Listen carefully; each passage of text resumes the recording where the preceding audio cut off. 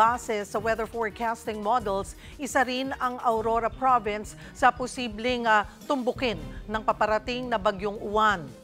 Para kumustahin ang paghahanda ng probinsya, magkakausap natin si Engineer Amado Elson Egarge, ang hepe ng Aurora PDRRMO. Magandang tanghali po sa inyo, sir. Ay, magandang tanghali po, Ma'am Cheryl. Opo. Engineer, ano na po ang mga ano na po, Engineer, ang mga pangunahing paghahandang ginagawa ng inyong tanggapan sa posibleng ang pagtama ng papalapit na bagyong Uwan? Ito po, at mamaya po at 2 o'clock, nagkakaroon po kami ng FIDRA para nga po sa paghahanda. Una po ay ang aming pong priority, yung mga nasa high risk. At gagawan po namin ng paraan para mapalikas po sila o magkaroon kami ng forced evacuation po. Gaano po ba karaming towns, barangays, yung priority, yung mga high risk po na areas? Actually po, ang Aurora po ay may 8 munisipyo. Isa lang po ang bayan ng Maria Aurora ang wala pong coastal. Most of bayan po ng Aurora ay nasa coastal line po. So, sinimulan na ho ba yung preemptive o mandatory evacuation sa mga lugar na itinuturing na high risk po? Or mukha nga po, sabi nyo nga, iisa lang ang wala sa coastal area. Yes po.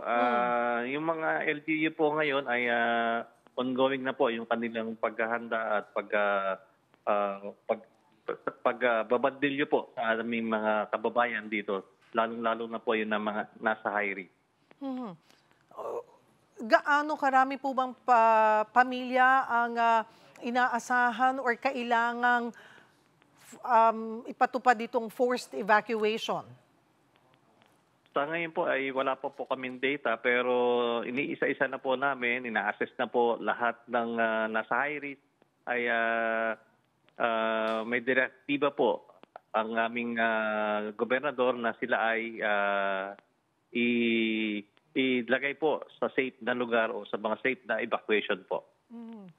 May kakaiba po bang paghahanda kayong ginagawa sa Aurora ngayon nga pong inaasahan na aabot sa super typhoon strength itong si Uwan at posible ang pagtataas hanggang signal number 5? Yun po, talagang gagawin po namin na maiwasan at may masawi po. Kaya ang ginagawa po namin ay ngayon pa lang po ay talagang iniisa-isa na namin, ina-assess na namin mga lugar na mga high risk para wala pong maiiwan o wala pong mapapahamak. Okay naman ho yung pakikipag-ugnayan ninyo sa DILG, Pag-asa, DSWD para sa disaster response. Yes po, okay naman po at lagi naman po kami nakamonitor at saka yung nga po ina-update po kami ng Pag-asa para nga po ito nga pong parating na super typhoon. May sapat ho bang mga evacuation centers, relief goods at supply ng kuryente at tubig? Ready na po? Dito naman po sa lugar namin ay may sapat naman pong evacuation na pagdadaan yung aming mga kababayan na may mga evacuees po kung sakasakali po. Nagiging challenge po ba pag may tumatamang bagyo na may mga lugar na na-isolate? Paano nyo po ito masisiguro na mas madaling maaabot just in case na may mga barangays na may ma-isolate po? Actually po, naging lesson na po sa amin yung mga past typhoon, katulad po ng Pepito.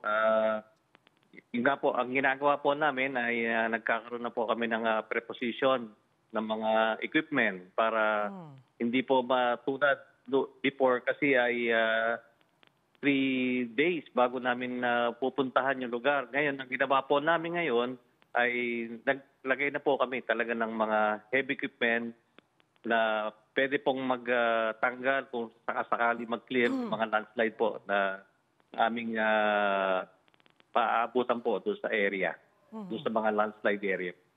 So ngayon pa lamang po ba ipinatutupad nyo na yung no sailing policy o suspension ng mga activities sa pangingisda sa mga coastal area ng Aurora?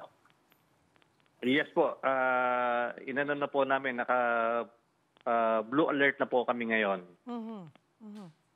Paalala na lamang po, panghuli, engineer, paalala ninyo sa mga mamamayan ng Aurora.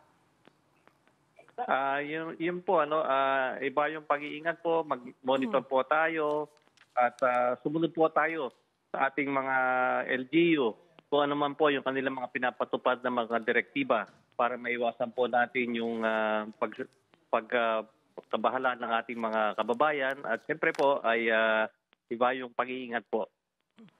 Marami pong salamat, Aurora PDRRMO Head Engineer Amado Elson Egarge.